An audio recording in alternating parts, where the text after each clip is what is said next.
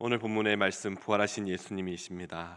예수님께서 엠마오로 가는 두 제자에게 나타나시고 오늘 참 너무 좋은 말씀이 딱 마음에 드는 말씀이 있는데요. 15절 보시면 그들과 동행하였다라는 이 부분이 참 표현이 너무 좋은 것 같습니다. 동행하시면서 함께 대화하시는 그 장면이 오늘 본문의 말씀입니다. 오늘 본문은요, 이 장면을 보면 예수님께서 부활하신 목적과 그 이유를 분명히 우리에게도 보여주고 계십니다. 13절과 14절 말씀을 보시면요, 그날에 그들 중 둘이 예루살렘에 25리 정도 되면 한 10km에서 12km 정도 되겠죠. 그 정도 되는 그 하나의 작은 도시인 것 같습니다. 엠마오라 하는 마을로 가면서 이 모든 된 일을 서로 이야기하더라라고 기록하고 있습니다. 그래서 이 모든 된 이야기, 된 일에 대한 이야기가 무슨 이야기일까요? 이 이야기는 앞에서 나오는 이야기들이죠. 24장의 앞부분에 1절부터 나오는 12절까지 나오는 내용입니다. 바로 무덤을 찾은 그 부활하신 날에 무덤을 찾은 여자들이 제자들에게 다가와서 그 천사들이 한 말을 전한 그 이야기들을 다시 떠올리며 서로 이렇게 대화하고 있는 것입니다. 여인들이 무슨 이야기를 합니까? 무덤 속에서 예수님의 시신이 없었다는 것이죠. 빈 무덤이라는 것입니다. 또 거기에 천사들이 있었고 천사들이 예수님께서 다시 살아나셨다라는 그 이야기를 들었다라는 것을, 그 말을 들었다는 것을 제자들에게 달려와서 이야기했다라는 것입니다. 바로 예루살렘에 있었던 이야기죠. 자신의 스승이신 예수님께서 부활하셨다는 이야기를 들었음에도요, 오늘의 본문의 내용들을 쭉 보시면요, 이 두 제자는요 실로 그것을 믿지 못하고 있는 것 같습니다. 왜 믿지 못하고 있습니까? 더군다나 12절의 앞에 본문입니다. 12절 보면요, 베드로가 일어나 달려갑니다. 참 베드로는 열성이 있는 제자죠. 아마 베드로는 그래도 예수님께서 하신 말씀을 기억하고 있었던 것 같습니다. 내가 사흘 후에 다시 살아나리라. 그 말을 자신은 정말 확인하고 싶었겠죠. 그렇게 달려가서 그 빈 무덤을 보게 됩니다. 근데 요한복음에는요, 베드로만 나타나는 것이 아니라 또 다른 한 제자가, 여기 또 참 자세히 설명합니다. 베드로보다 달리기가 빠른 한 제자가, 추측하건대 베드로보다는 조금 젊은 사람인 것 같습니다. 그러니 여러 주석에 보면 요한이지 않는가라고 그렇게 이야기합니다. 근데 그 제자가 달려가서 두 명이 달려가서 예수님의 빈 무덤을 보게 됩니다. 베드로는요, 이 빈 무덤을 보며 놀랐다, 그리고 집으로 돌아갔다, 12절에 그렇게 기록하고 있죠. 이런저런 이야기들을 나누고 있는 것입니다. 그렇게 엠마오로 향해 가는 두 제자입니다. 이 모든 된 일, 즉 예루살렘에서 일어난 예수님에 대한 일들을 나누고 있는 것입니다. 예수님의 사건입니다. 십자가의 사건은요, 지금 이 이스라엘 지역에 정말 굉장히 핫한 뉴스인 것입니다. 주로 하는 이야기가 십자가 사건인데 실로 일어났던 일이고 많은 사람들이 본 사실입니다. 그러나 이들의 이야기 속에는요, 예수님께서 부활하신 것에 대한 이야기, 또 그 부활이 그에게 성경을 성취한 것이라는 그런 이야기에 대한 내용들은 그다지 나타나지 않고 있는 것입니다. 그래서 예수님께서 이들에게 나타나신 이유가 바로 이것입니다. 바로 예수님께서 부활하셨다라는 그것을 명확하게 사실로 보여주고자 하신 것입니다. 이 이야기를 주고받았다라는 것을 볼 수가 있습니다. 그렇게 그분이신 예수님께서 제자들에게 나타나셨을 때 이 두 제자는요 전혀 인식하지 못하는 거죠. 15절에 예수님께서 이들에게 문의하였다라고 기록하고 있습니다. 15절 보시면요, 서로 이야기하고 있을 때 그들에게 문의하여 가까이 이르고, 그리고 그들과 동행하면서 계속해서 이야기를 주고받는 것이죠. 그때만 해도 이 두 제자는요, 그렇게 이야기를 나누는 사람이 누구인지를 전혀 깨닫지 못합니다. 예수님께서 제자들에게 다시 질문하시죠. 17절 말씀입니다. 너희가 길 가면서 서로 주고받고 하는 이야기가 무슨 이야기냐? 예수님 실로 몰라서 그러실까요? 아니죠. 예수님은 이들에게 나타나신 주 목적이 있습니다. 이들이 가지고 있는 그 생각들을 다시 고쳐주시고 다시 가르쳐 주시고자 하신 거죠. 그들이 그렇게 예수님께서 물으실 때 부활의 소식을 들었음에도 믿지 않고 여전히 슬퍼하고 있는 이들에게 부활의 진정 사실이다라는 것을 가르쳐 주시고자 하시는 겁니다. 예수님은 여전히 모른 척 하시며 무슨 일인지를 질문합니다. 지금 이스라엘 땅에서 이 예루살렘 지역에서는요, 너무나도 유명한 사건인데 도대체 이곳에서 지나가는 사람도 다 알 텐데 왜 이것을 모르고 있을까라는 그런 예수님의 질문에 오히려 제자들이 놀라고 있는 것입니다. 그래서 두 제자 중에 한 사람이 이 질문하는 예수님께 대답을 하고 있습니다. 누가는요, 그가 누구인지를 기록합니다. 바로 글로바라 하는 사람입니다. 근데 글로바가 여기에 처음 나옵니다. 성경에서는요. 근데 글로바가 누구인지에 대해서는 자세히 설명하지 않습니다. 이렇게 설명하지 않는 것으로 봤을 때는 누가복음을 읽는 사람들은요, 이 시대에 누가복음을 보는 사람들은 아마 글로바가 누구인지를 다 알았을 것 같아요. 그만큼 글로바에 대해서 설명할 필요가 없었다는 것이죠. 이로 추정해 보면요, 글로바라는 사람 바로 예수님의 제자들 중에 한 사람이었으며, 또한 글로바는요, 예수님뿐만 아니라 제자들과 가까운 사람일 것이다라고 그렇게 추측하고 있습니다. 두 제자의 대화는 계속 이어집니다. 이 대화에서도 여전히 예수님의 부활에 대한 이야기에 집중하지 않습니다. 단지 살아나셨다라고 하는데 우리가 보지 못했다라는 그런 이야기, 믿을 수가 없다라는 듯이 그렇게 이야기하는 것 같습니다. 어제 본문에서도요, 예수님의 부활을 전해 들었지만 그 소식을 듣고 달려가서 그 무덤을 보았음에도 여전히 제자들은요, 아마 그것을 봤을 때 우리가 생각하기에는 와, 예수님 살아나셨구나, 그래, 예수님의 하신 말씀들 다시 떠올리며 예수님께서 우리에게 명하셨던 것들, 그런 것을 우리가 정말 순종하며 실행하자, 이렇게 해야 되지 않을까요? 그러나 제자들은 그렇지 않죠. 집으로 돌아가는 일들도 있고요. 또한 이 이야기를 들었던 이 두 제자 또한 예루살렘에 머물지 않고 엠마오로 가는 모습인 것입니다. 여전히 자신의 고향으로 돌아가 생업에 종사하는 모습들을 제자들이 보여주고 있는 것이죠. 왜 그럴까 이렇게 생각해 봤습니다. 근데 예수님께서 십자가에 달려 죽으셨어요. 정말 오랫동안 따라다녔던 스승입니다. 예수님께서 죽으셨다라는 것을 눈으로 보았습니다. 죽으심을 보죠. 그의 이 제자들이 얼마나 시리에 빠져 있을까. 이 사람이 시리에 빠지면요, 내가 무엇을 해야 될지를 모른다라는 것이죠. 실로 그렇지 않습니까?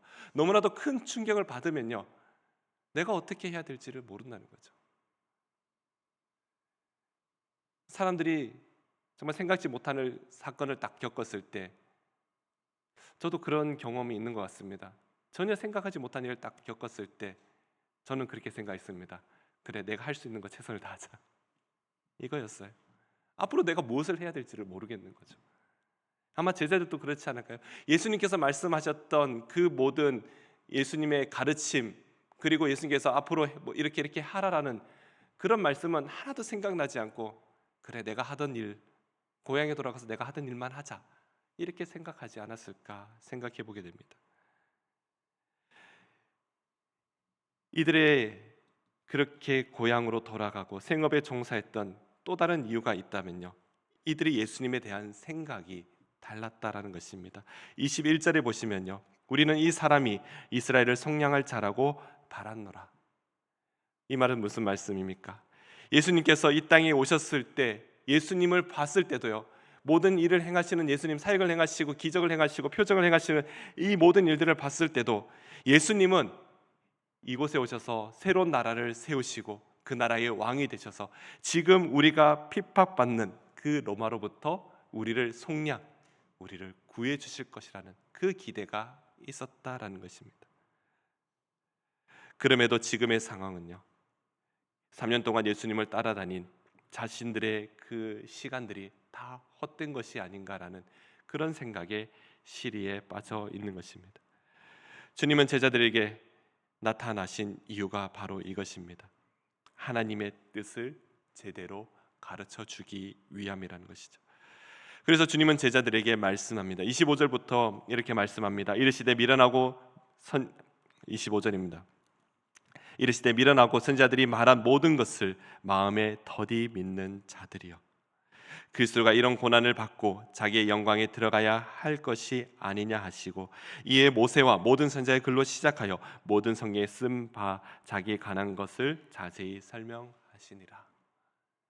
바로 이 땅에 메시아가 오신, 하나님 아들이신 예수 그리스도가 오신, 십자가에 3일 전에 돌아가셨던 그분이 이 땅에 오신 이유가 이곳을 속량하고자 하심이 아니라 바로 하나님의 뜻을 성취하고자 하심이라는 것을 분명하게 가르쳐주고 있는 것입니다.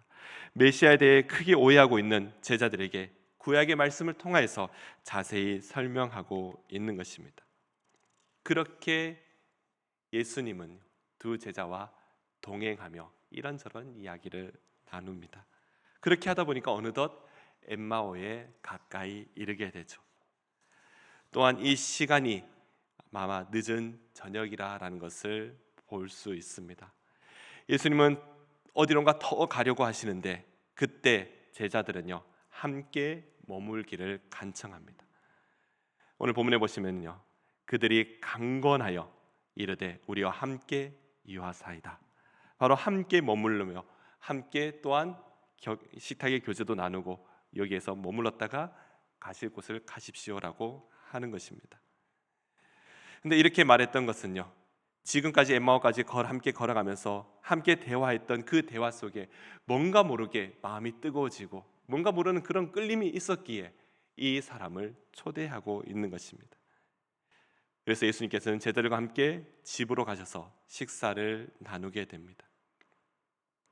아마 예수님을 집으로 초대하면서까지도요 이 두 제자는요 그분이 예수님이신 것을 모릅니다. 왜 그렇습니까? 뒤에서 31절에 그때서야 이분이 누구신지를 알았다라고 이야기하고 있죠. 누구신지는 모르지만 뭔가 더 이야기하고 싶은 거죠. 더 교제하고 싶은 겁니다. 그렇게 함께 식탁의 교제를 하고 있을 때 예수님께서 기도하시고 빵을 떼어 주실 때 이 모든 자신 안에 있었던 그 뜨거운 마음이 해결된다라는 것을 볼 수 있습니다. 31절입니다. 그들의 눈이 밝아져 그인 줄 알아보더니 예수는 그들에게 보이지 아니하시는지라.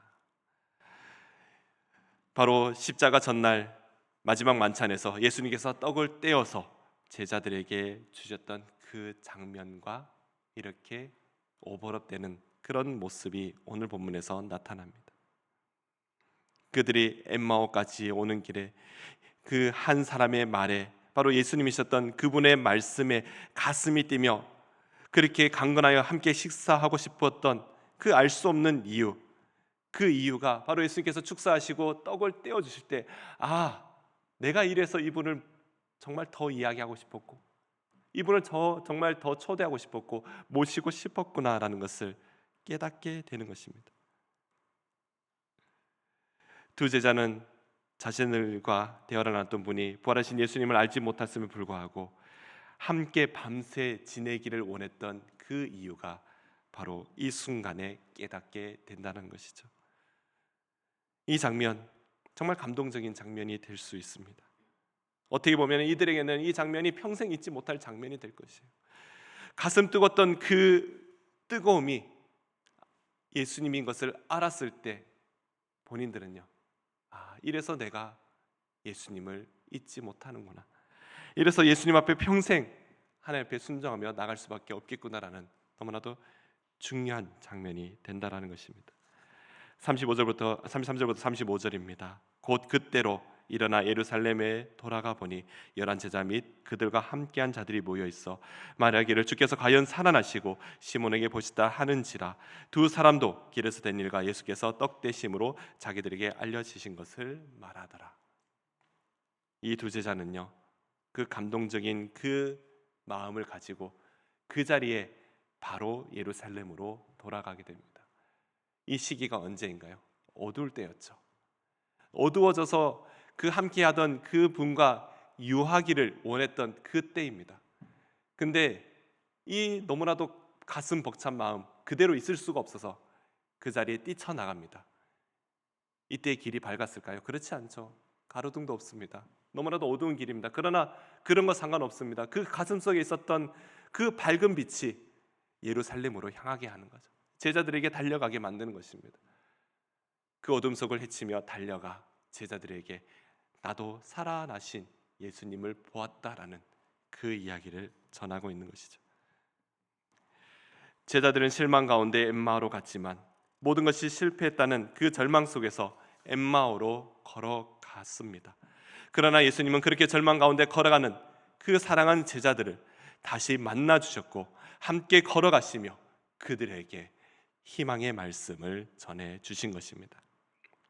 사랑하는 성도 여러분, 지금도 어두운 세상 속에 힘없이 걸어가고 있는 우리를 향해 우리 주님 나도 모르게 우리와 함께 하신다는 것을 믿으시기 바랍니다. 주님 우리에게 말씀하셔서 우리 말씀을 통해서 계속 우리에게 말씀하고 계십니다. 바로 이 부활의 사건, 그냥 죽었던 한 사람이 살아났다라는 이 사건이 아니라는 거죠. 그냥 그렇게 하나의 사건으로만 볼 수 있는 것이 아니라는 것입니다. 이것은 우리의 생명까지도, 우리가 생각하고 있었던 이 고정관념까지도 우리를 변화시키는 놀라운 사건이라는 것이죠. 그리고 주님 이때까지 하셨던 말씀들, 그럼에도 우리가 걱정하지 말아야 할 것은요, 깨닫지 못할 때에도 주님 우리에게 친히 다가오셔서 우리에게 깨닫게 하시는 분이시라는 것을 우리는 꼭 기억해야 하는 것입니다. 오늘도 우리를 향해서 말씀하시는 하나님의 그 은혜 속에 그 은혜를 깨닫고 또 지체하지 않고 예루살렘으로 돌아갔던 제자들처럼 정말 오늘 하루도 우리 삶의 터전 속에서 기쁨으로 살아가는 우리 모두가 되시기를 간절히 소망합니다. 우리의 마음속에 그런 마음이 있어야 될 줄로 믿습니다. 내 마음속에 그 뜨거웠던 마음이 무엇인지를 알고 이것이 예수 그리스도 때문이구나. 그렇다면요, 우리는 매일매일을 기쁨으로 이 귀한 소식을, 이 기쁨의 소식을 알지 못한 이에게 전하며 살아가는 것, 이것이 믿는 사람들의 그 일이며 복된 일인 줄로 믿습니다. 함께 기도하겠습니다. 하나님 아버지 감사합니다. 우리가 살아가는 이 세상이 예루살렘에서 엠마오로 가는 것과 다르지 않음을 고백합니다. 우리도 두 제자처럼 부활하신 주님을 전혀 생각하지 못한 채, 또한 말씀을 기억하지 못한 채 시리와 절망에 빠져 있는 연약한 자들이었음을 다시 한번 고백합니다. 그러나 주님, 우리에게 각 사람 한 사람 한 사람에게 다 찾아오셔서 정말 우리의 마음을 뜨겁게 하시고, 또한 그 마음이 바로 예수 그리스도 그 한 분 때문이라는 것을 하나님 알게 하심에 너무나도 감사드립니다. 그렇게 제자들에게 떡을 나누시고 교제하시고 그 말씀을 통하여서 은혜를 더하여 주신 것처럼 주님, 우리와 함께 더불어 먹고 마시며 주님을 더 깊이 알아감으로 부활하신 예수 그리스도의 그 은혜를 기억하며 또 그것을 전하는 오늘 하루가 되게 하여 주시옵소서. 또한 부활하셔서 산 소망 되신 예수 그리스도, 바로 예수 그리스도를 우리의 삶 속에서도 기쁨으로 전하며 그렇게 믿음의 길을 걸어가는 우리 복된 모든 성도들이 다 되게 하여 주시옵소서. 감사드리며 예수님 이름으로 기도드립니다.